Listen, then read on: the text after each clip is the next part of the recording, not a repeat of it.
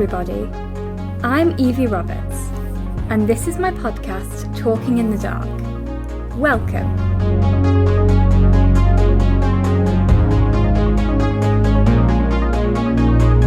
The aim of this podcast is to raise awareness about blindness, visual impairment, and disability in general, in a happy and light-hearted way. For those of you that don't know, I am blind. I was born with a condition called bilateral anophthalmia. Try spelling that one. It basically means that when I was born, my eyes didn't develop properly, so I wear prosthetics instead. The goal of this podcast is to remove some of the stigma and stereotypes around disabilities, whilst also having fun at the same time.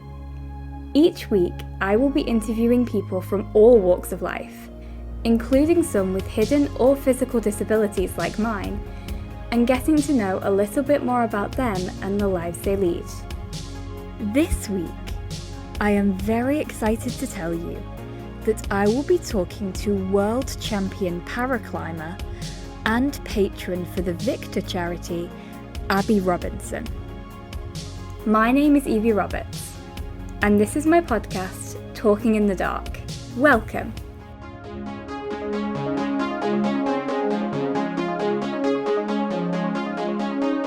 Hi Abbie, how are you? I'm good, cheers. How are you doing? Yeah, not bad, thanks. Well, first of all, thank you so much for coming on the podcast. But second of all, how's your day going so far? Well, first of all, it's a pleasure to be here. So thank you for inviting me on. Yeah, my day's been pretty chill so far. I was doing some training this morning. I've had a friend visiting, so I've just been to see her today.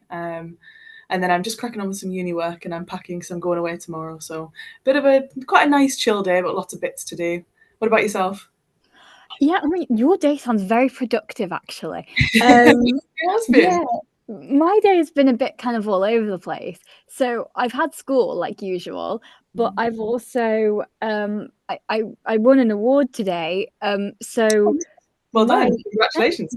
Thank you. So it was an award that my head of year at school very, very kindly nominated me for.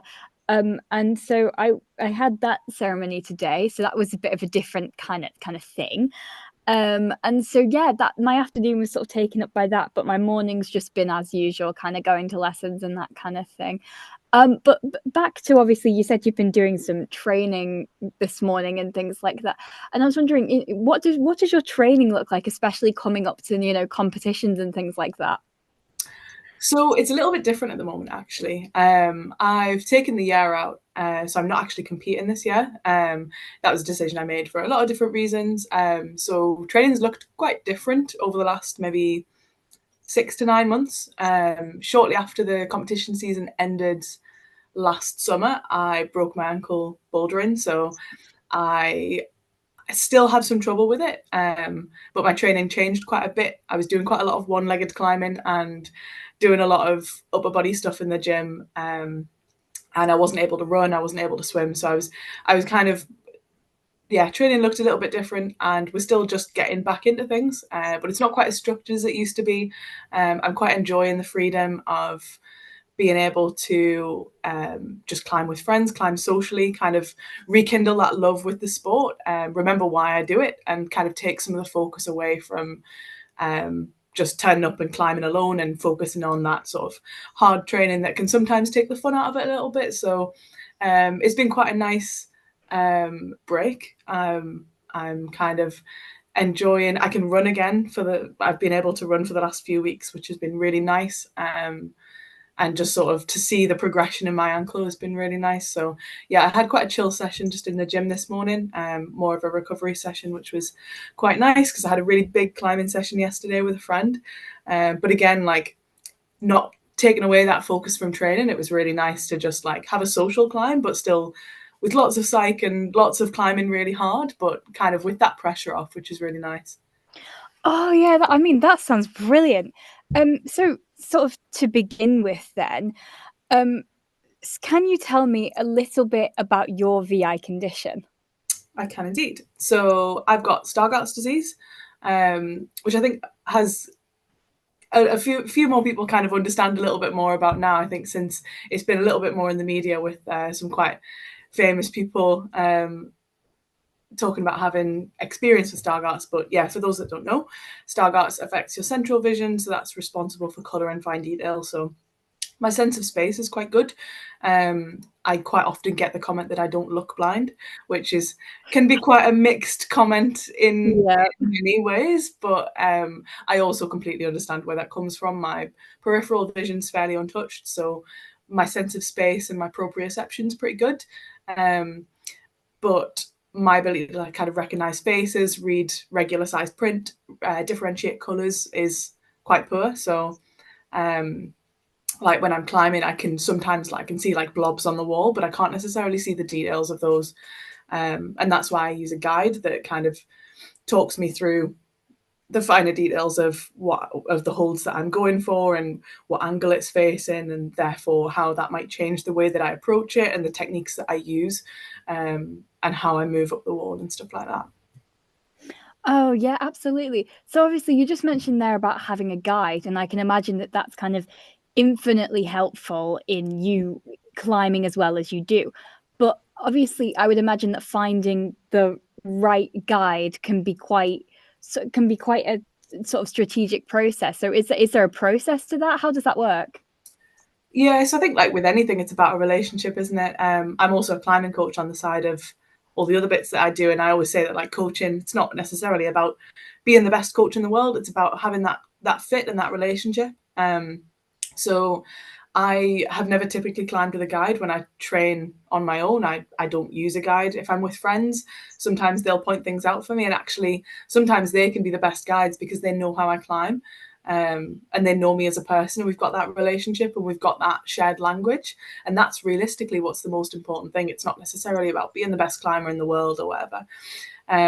So I didn't actually start using a guide until I joined the GB team, which was in 2018. And it was essentially just whichever coach was available at the time. Paraclimbing was still sort of a new and emerging sport, and it very much is still in a lot of ways. So at the time, very few resources. I kind of just got whatever coach I could get. But then over the years, have built a relationship with one of the coaches who kind of became my consistent guide, and we really get each other. He really put a lot of effort into spending time with me on one-on-one so that we could create that sort of shared understanding and that shared language and have a process together.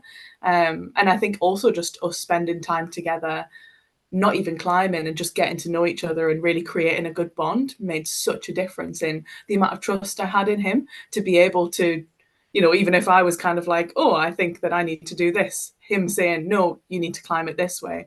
I've got that trust, and I can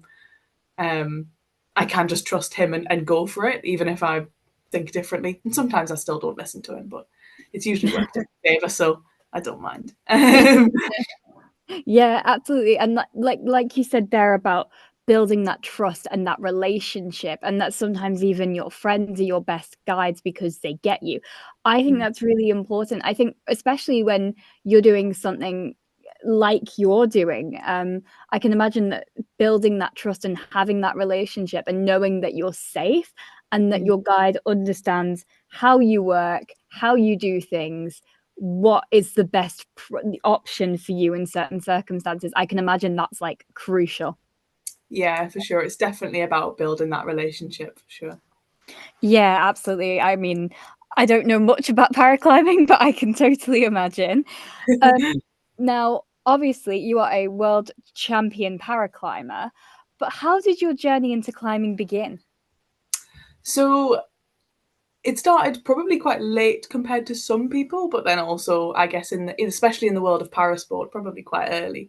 So I started climbing when I was around 13. My parents are both scout leaders, and I was heavily involved in scouts basically from the moment I was born. So I was taken to like scout camps when I was about 4 or 5 years old. And I think I did get chucked up a wall when I was about 5, and cried my eyes out, hated every moment of it. So if you'd looked at me then, I wasn't looking like a good candidate to be a competitive climber.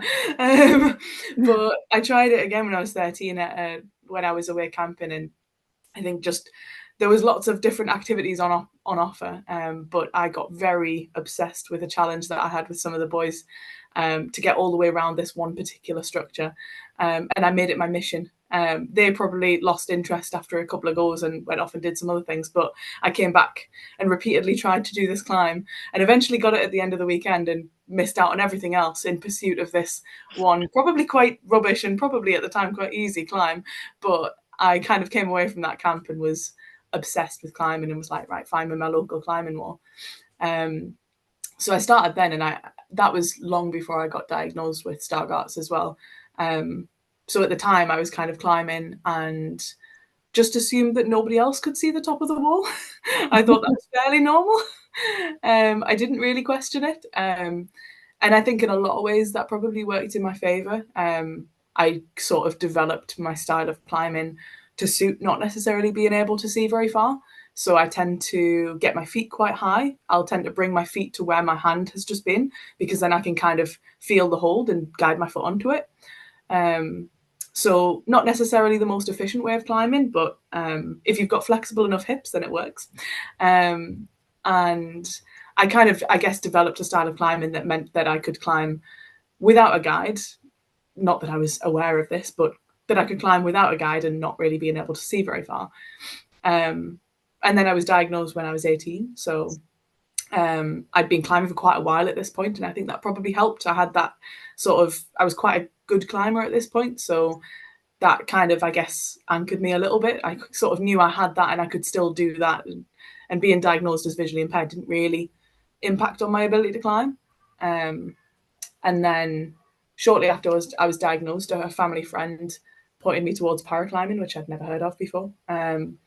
And I'd had a brief stint in youth climbing, like able-bodied climbing, and had like horrendous performance anxiety.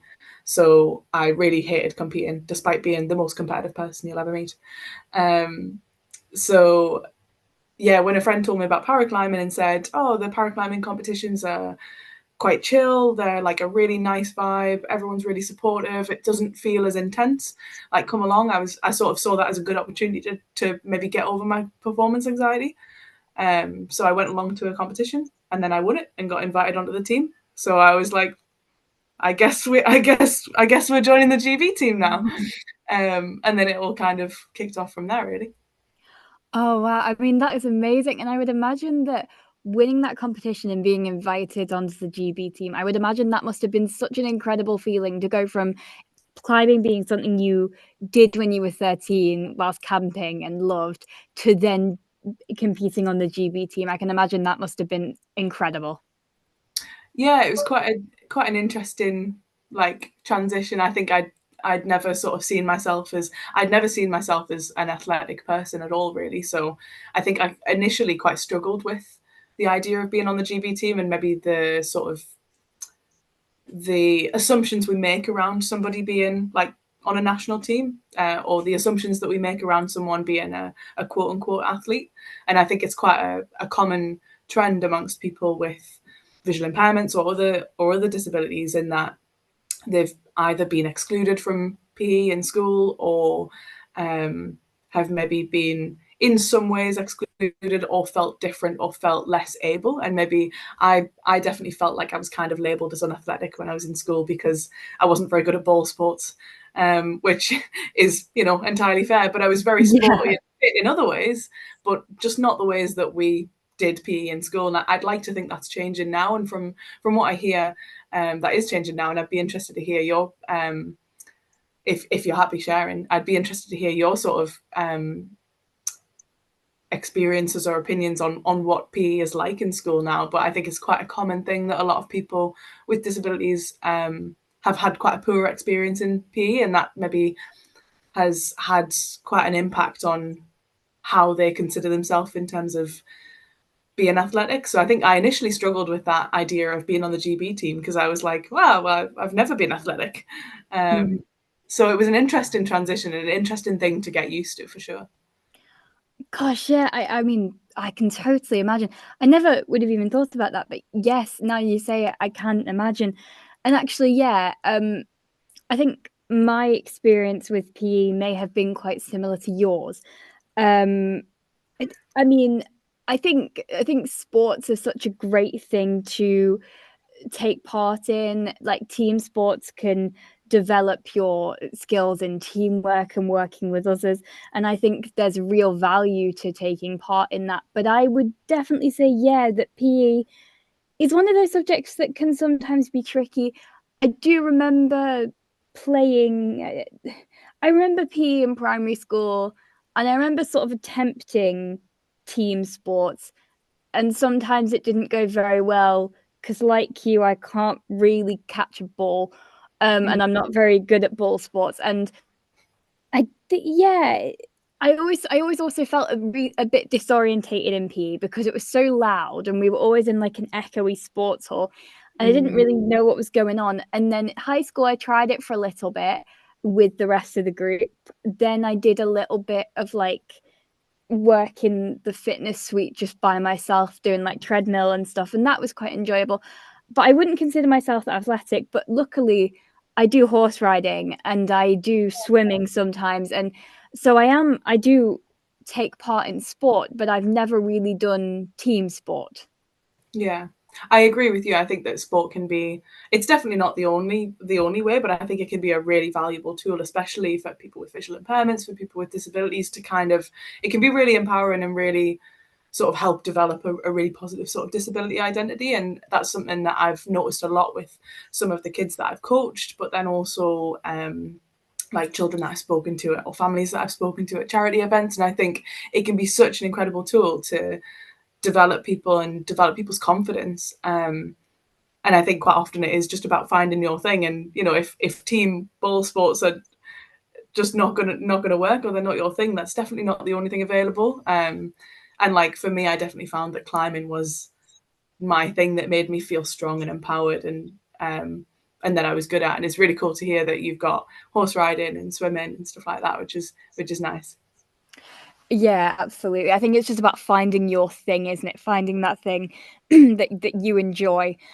So speaking of, what would you say you enjoy about climbing? Oh, um, so for me, climbing it's entirely about. So actually, before climbing, I used to do ballet. I did ballet for about 10 years. I wasn't particularly sort of exceptional, but one thing that I really noticed that maybe have only noticed more recently is that one of the things that I really found really intrinsically motivating about climbing was the sort of fluid movement that you can get out of it. Um, and I definitely feel like I draw on a lot of the kind of movement from ballet when I'm climbing, or at least that's the aim. I really enjoy doing things like yoga. I haven't danced in a long time. I'm not an incredible dancer at all, but I definitely feel like when I'm on the wall, I do my best to feel like I'm dancing up the wall. And that is, I find that a really useful tool when I'm in competitions, because it helps kind of take the focus away from the outcome of just getting to the top by like at whatever cost. My aim is always to feel as fluid and as beautiful as I can on the wall. And that makes me feel really satisfied in my performance, whatever I'm climbing, whatever the outcome. Um, So I think for me, it's that movement, it's that flow, and yeah, just that sort of elegance. Equally, I do love feeling hench. So I love pulling on really strong moves, or like lifting really heavy stuff in the gym. And I find that really empowering as well, to just feel really strong. But I equally love feeling just like delicate and beautiful at the same time. So it's an interesting contrast. it is. It's a very interesting contrast, and I guess it's about maybe finding that balance between the two of them. Now, you've talked a little bit about competitions. So, can you explain what you would expect to see if you attended a paraclimbing competition? So competitions have changed a little bit somewhat over the years. They've developed quite a bit. So paraclimbing competitions are predominantly exclusively rope climbing. So there's different disciplines within climbing. I do a lot of bouldering in my own time, which is a shorter wall, about 4 meters, and you've got like a crash pad underneath you. So you've got no ropes. We don't compete in bouldering. That's not something that's currently competitive in paraclimbing. We do rope climbing or sport climbing, which is what it's kind of more commonly called. So a paraclimbing competition, you'll have usually about a 15-meter wall. It'll have like a really steep section in the middle, and then a sort of less steep start and end, and it'll have like a head wall at the top. That's usually just a little bit angled. You'll be attached to a rope. We use 2 ropes, so for want of a better term, in like able-bodied climbing, they'll do what's called lead climbing, which is where you take the rope up with you and you clip it into the wall as you go. In paraclimbing, we do what's called top roping. So there's a rope attached at the top and you're attached to the rope. So you don't have to worry about clipping in the rope, you're just climbing.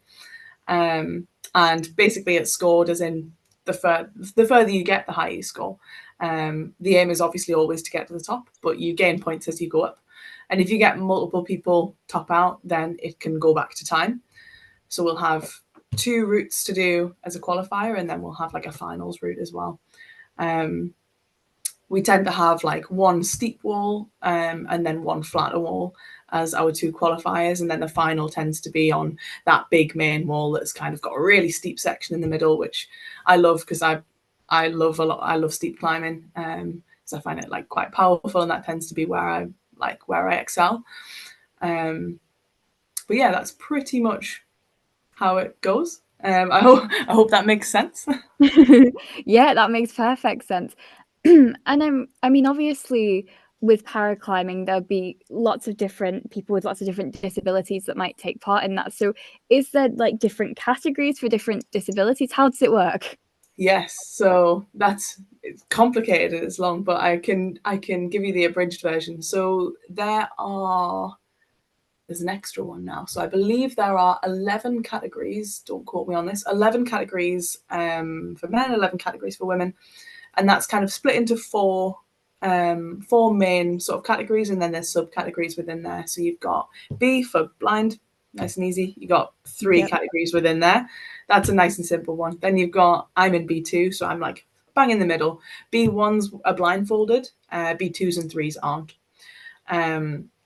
Then you've got AU, which is like upper body amputee. So you got AU1 and AU2. AU1 being more severe than AU2, basically. And then AL1 and AL2. Oh, there's also AU3. That's the additional category. I forgot about that one. Sorry, AU3. AL2 and AL1. So that's lower body amputee. So you've got like AL2 is like 1 limb affected, AL1, both limbs affected.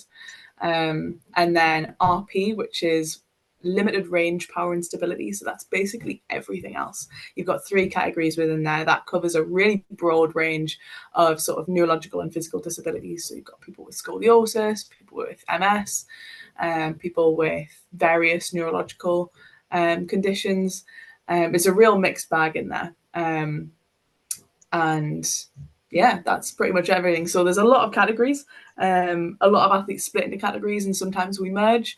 But as the years are going on, we're getting way more athletes competing at a world level. So at the last competition, I wasn't there, but I saw that quite a lot of the categories did manage to run just as a standalone category, which is really nice to see.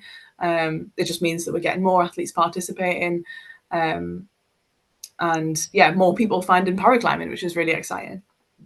Oh yeah, definitely. That's brilliant.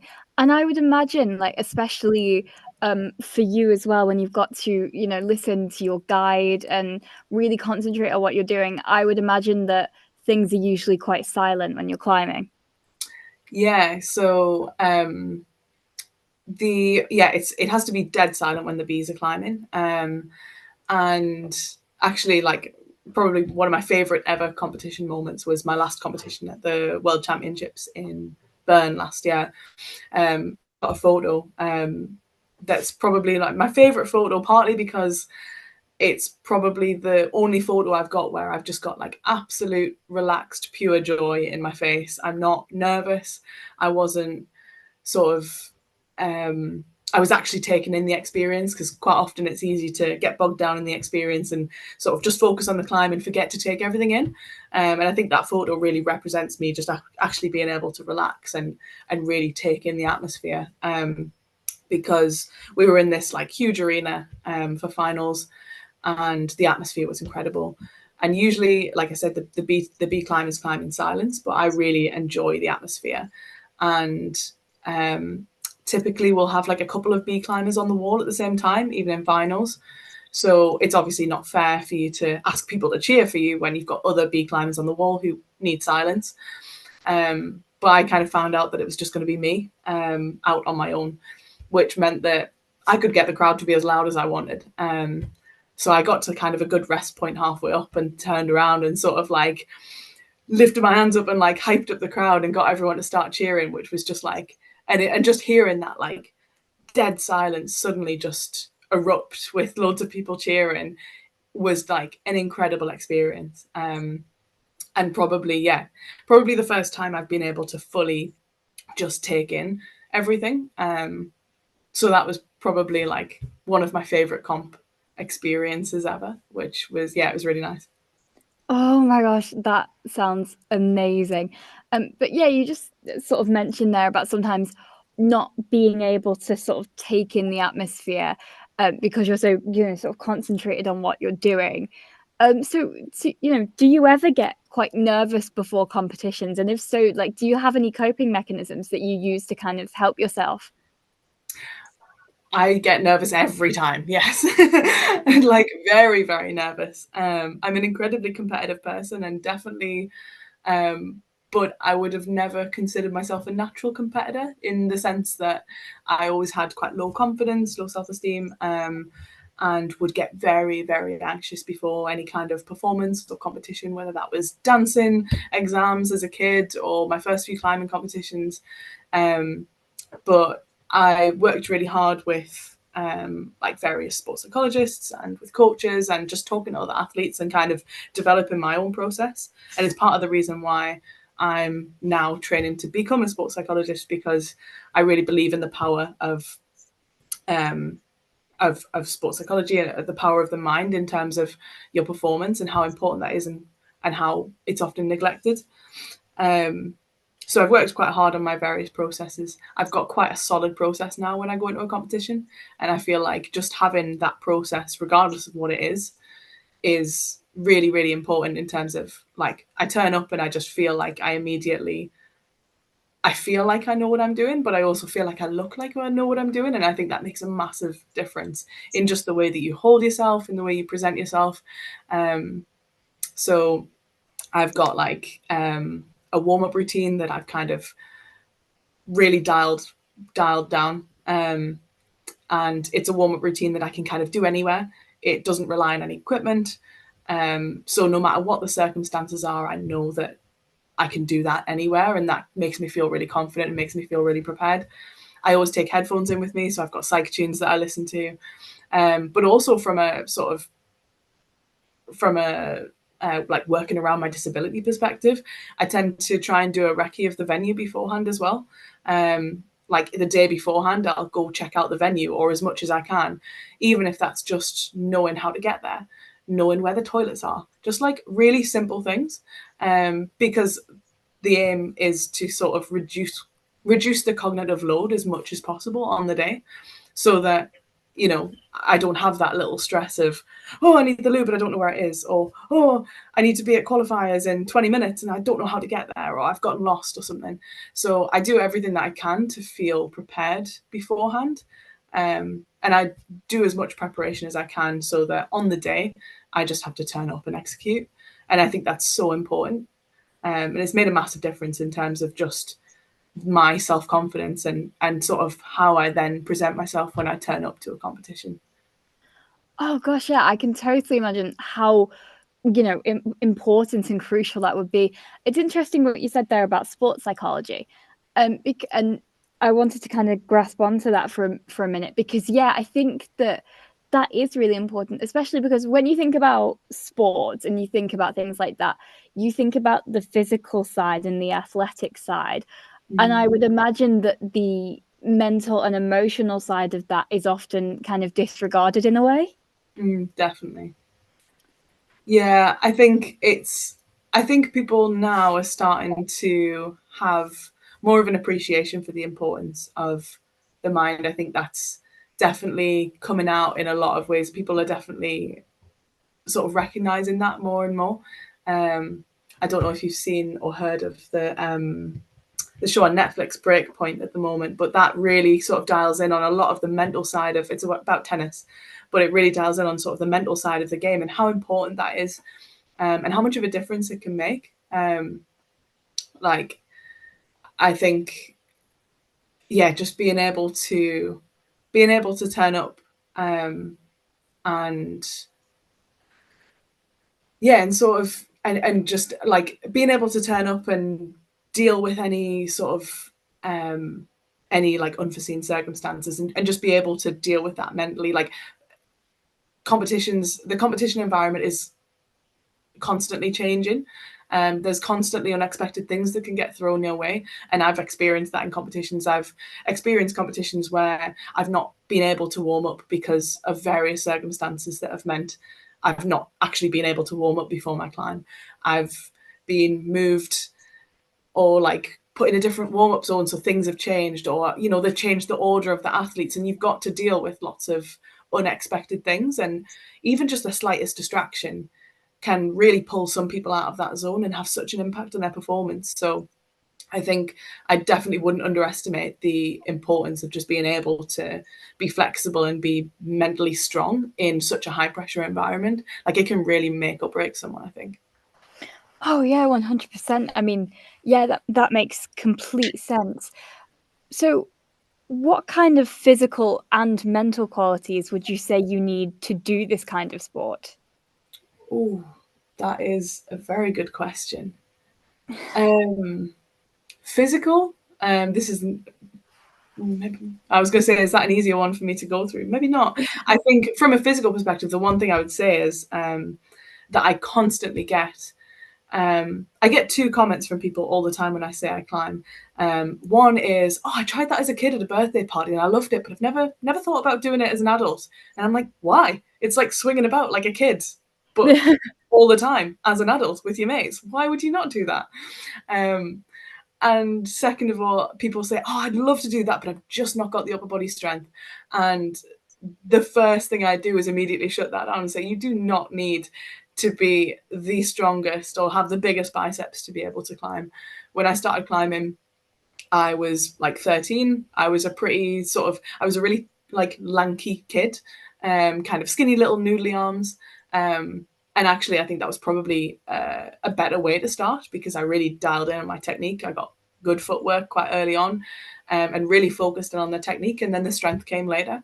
But ultimately, you do not have to be incredibly strong upper body wise to be a good climber.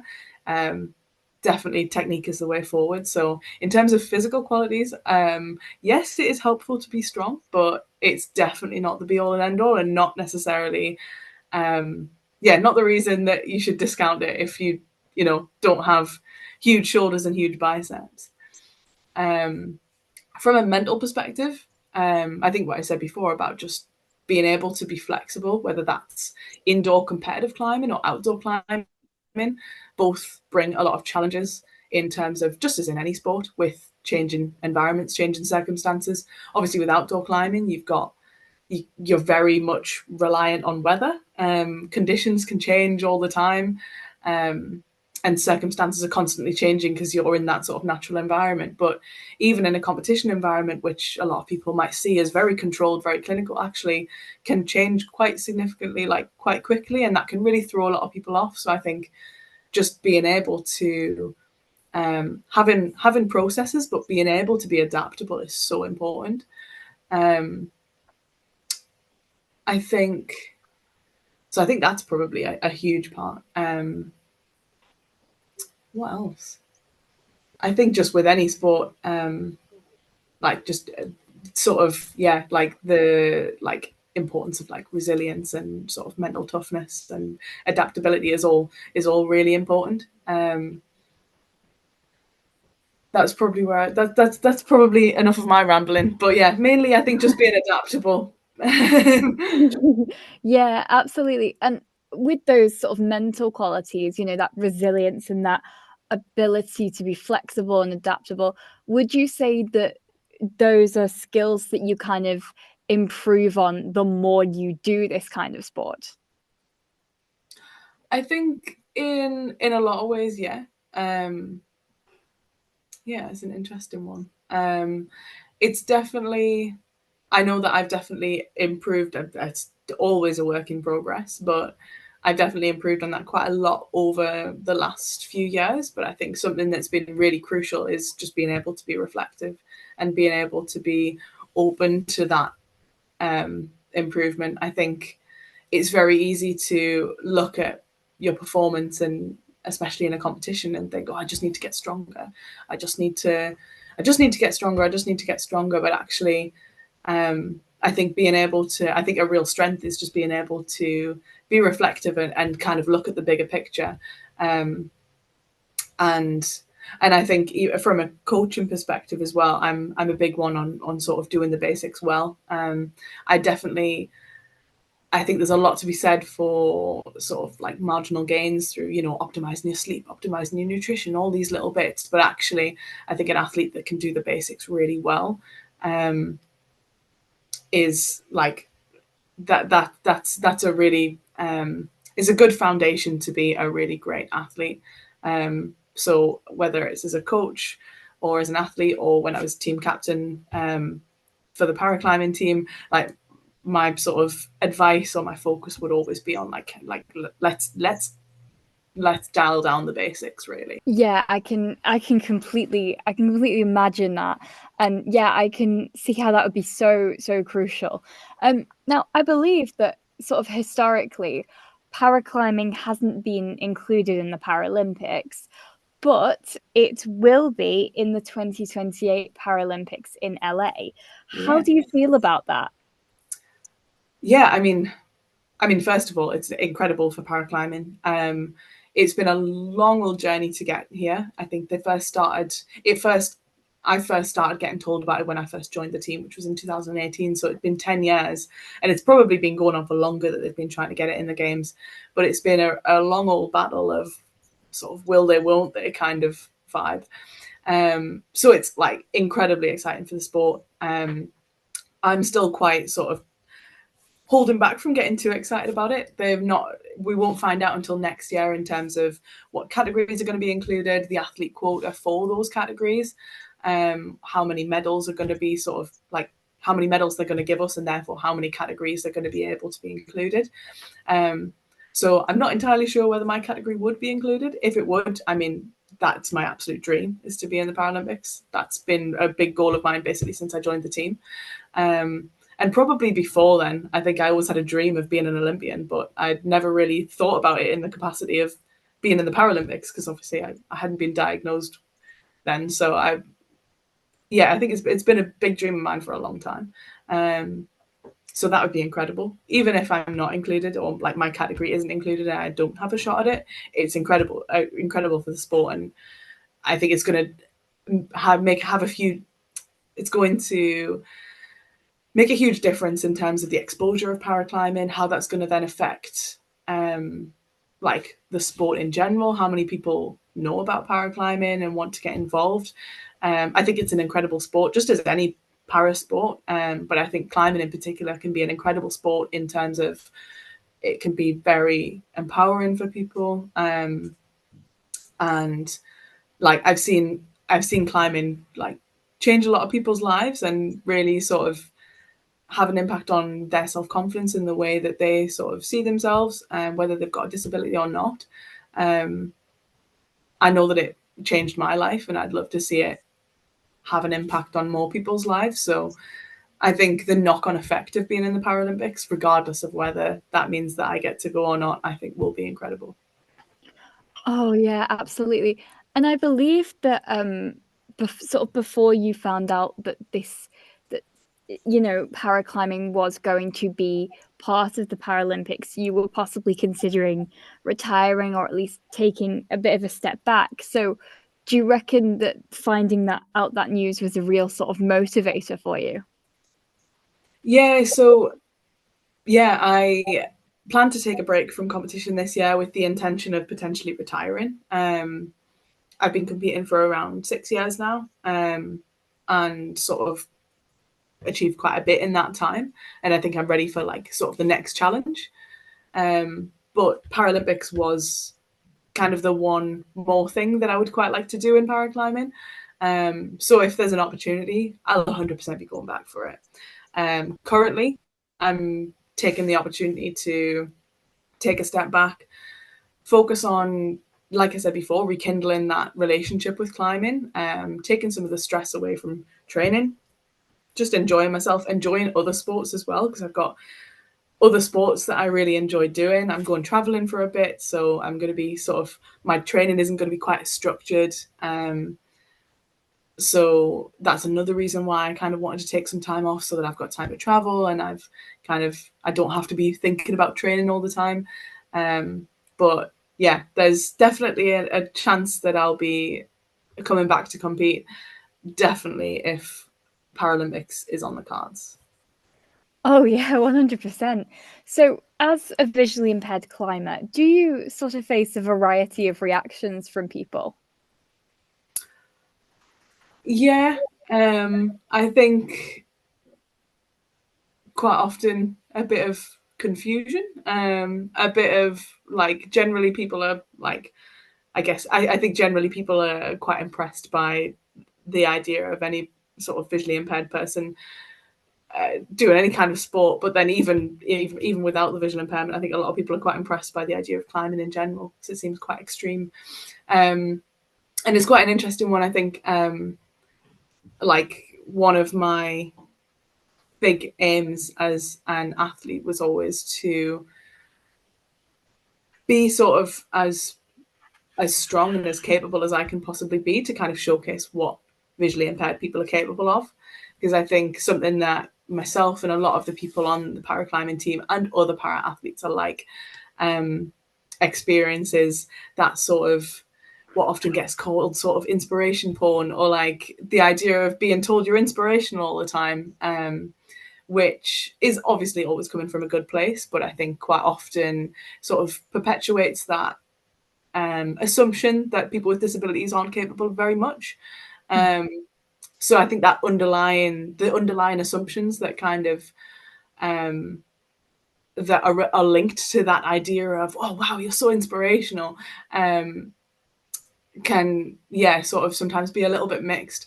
So I think yeah, one of my aims as an athlete has always been to really push myself and what I'm capable of, and really showcase what people with disabilities are capable of, and kind of hopefully have a small contribution in changing that narrative.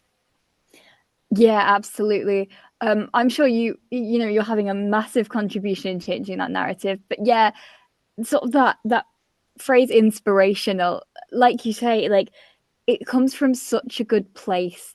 But like you also say, like, and one of the things I've talked about with a lot of my guests actually is it's like people often with disabilities are called inspirational for doing sort of like minor everyday tasks, like Yeah.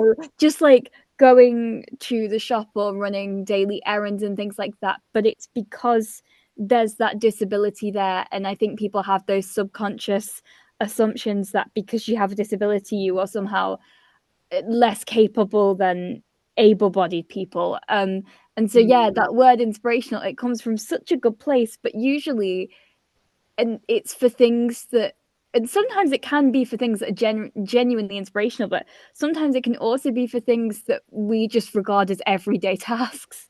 Yeah, 100% agree. I think like, I don't mind somebody calling me inspirational for, you know, doing some epic climb, or like doing some mad downhill mountain biking, because I appreciate that to a lot of people, even without a visual impairment, that seems a little bit mad. Yeah. But yeah, it's when you're sort of called inspirational just for going about your day, just for walking at Tesco's. like like I said, it feeds that assumption that people with disabilities are capable of doing very little, which is absolutely not the case. Yeah, 100%. So on top of everything else, you are also an ambassador for the VICTA charity. So how did this sort of come about, and what do you hope to achieve with the role? So yeah, so Victor got in touch probably a couple of years ago now. I'll be quite honest. I had vaguely heard of the charity, but I think I was maybe not sort of. I'll be quite honest. I wasn't super clued up in terms of a lot of organisations like this, because probably partly because I hadn't been diagnosed until I was sort of 18. So in terms of access to organisations that sort of worked with visually impaired children, that wasn't even on my radar. And I wonder whether if I had been diagnosed earlier, whether I would have had access to those kinds of things.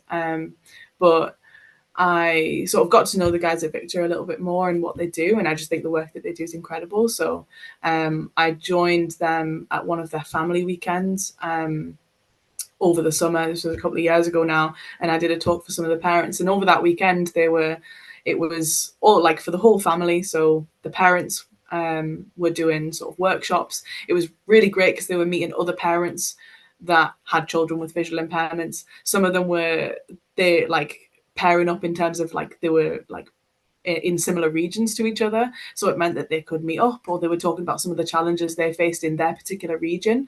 And the kids were off. The kids were off doing activities. All of the visually impaired kids were off doing their activities, but then also their sighted siblings were there as well.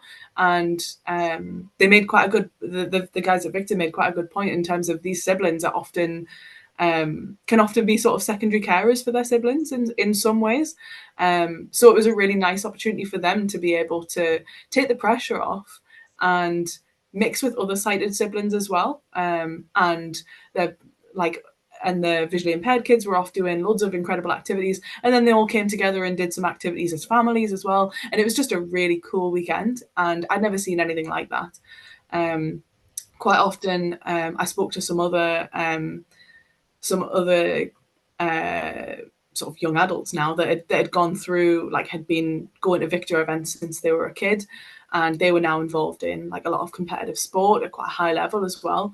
And it was really incredible to talk to them and the experience that they'd had with VICTA, who had helped them get involved in parasport from quite a young age, which was really cool.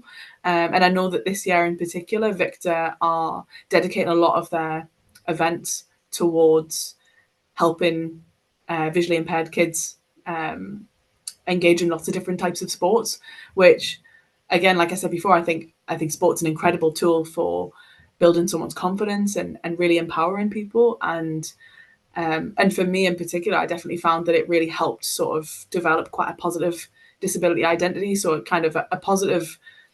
I became a lot more proud of my disability, whereas I think when I first got diagnosed, there was a little bit of shame around that term disability, because I think there's quite, again, a lot of stereotypes and a lot of assumptions around that word. So I think sport really helped me redefine what disability means for me. So I think the work that VICTA are doing with kids and getting them involved in physical activity and sport and other activities, I think is incredibly powerful in terms of helping children, but then also their parents come to terms with that as well. Because I know that my parents really struggled when I got diagnosed. So I think just having that support for the whole family is really cool.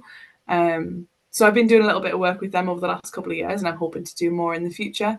Because I think I think the work that they're doing is incredible. Yeah, definitely. I mean, it sounds amazing, and yeah, I think it's just so important for especially those like family events, but to know that you're not alone in struggles that you might be having, to know that there are other people who are going through similar things to you. I think that that's really important. Yeah, I think that's a really good point, just in terms of like, I think it's very easy to feel alone in that sort of situation. And I know for me in particular that finding like a sense of belonging in a community was so important for me, whether that was finding a community within the para community or like the sort of visually impaired community, but then also feeling a sense of belonging in terms of the sporting community when I had like started climbing or when I started competitively climbing. And yeah, I definitely wouldn't underestimate just how important that is.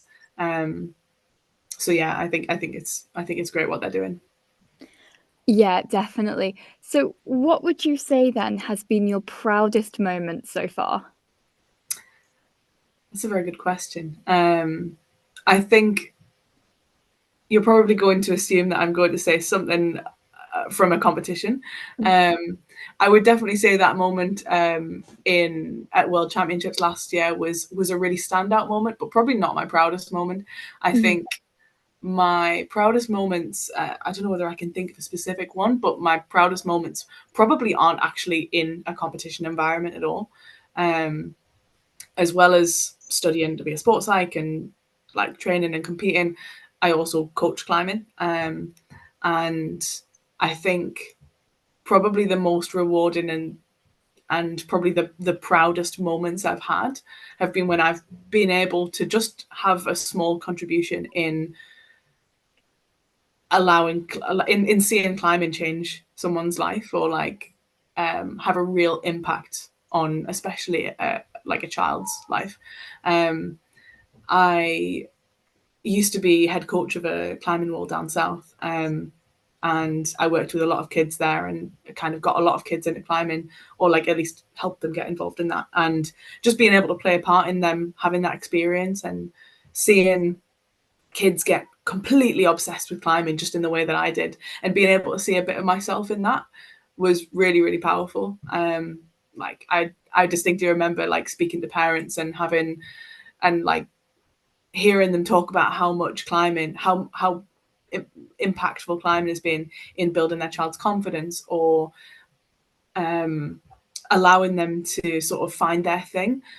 I specifically remember speaking to one parent who talked about how their child had quite severe like coordination issues, and he really struggled in school playing team sports, playing ball sports, and he felt quite excluded, and he felt quite excluded in his friendship group and in PE in school.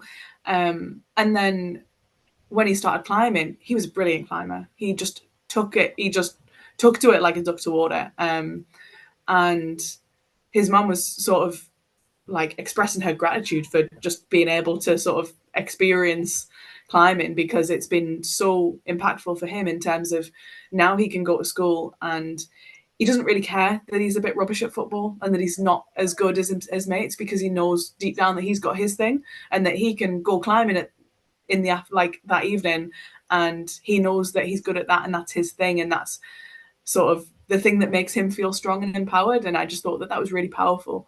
And yeah, so I think probably my proudest moments are just being able to have just a small contribution and being able to sort of pass on that experience to other people, because I know how important it was for me.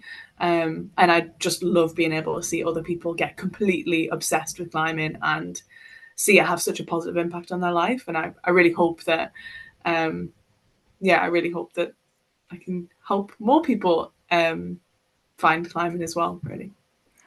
Oh my gosh, yeah, I bet that that must be such an incredible feeling. So looking forward to the future then, do you have any sort of goals or aspirations for the future that you'd like to achieve? Oh gosh, many. Obviously, other than the Paralympics, the near future is looking very exciting, a bit all over the place. So I'm just finishing a master's degree right now, and I'm taking a year out to go traveling.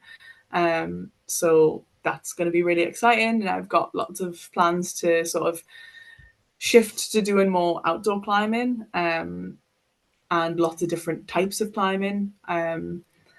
My partner is a very experienced outdoor climber, so she's got a lot to teach me. And I'm really looking forward to sort of that challenge of being in a very new environment that I'm very uncomfortable in, because it's just new and I'm probably not going to be as good at it. So it's going to be an interesting dynamic in terms of I'm a very experienced climber and I've been climbing all my life, and it feels like like second nature to me, but then to take me into a different setting where I'm going to feel like a beginner again, I think it's going to be really interesting. Definitely very challenging, but quite fun. And then I'm also, like I said, qualifying to be a sports psychologist. So that's kind of more of a long-term goal. And I'd love to be able to sort of pass on some of my experiences in like a competition environment to other athletes, whether that's within climbing or beyond climbing. And yeah, who knows, maybe I'll go back to competing if the Paralympics is on the card. If not, then I'm excited to take more of a sort of supporting practitioner coach type role and be able to hopefully pass on some of those experiences to the next generation. Yeah, absolutely. And well, I wish you the best of luck with all your plans for the future. They all sound very exciting. So I wish you the best of luck. I'm sure that you will have loads of fun with them. But thank you so much for coming on the podcast. You're such a cool person. You're so incredible. And I am in such admiration of you and all the things that you've managed to do, you know, a master's degree, a world champion paraclimber, a climbing coach, and that's just like scratching the surface of all of it. I don't know how you have time to do all of it, but it's incredible all the things you managed to do. So thank you so much for coming on the podcast. It's been so lovely to meet you, and it's been a pleasure to get to talk to you. Thank you so much for having me. It's been lovely talking to you. Oh, thank you. And thank you to my audience for listening. And I will see you all next time.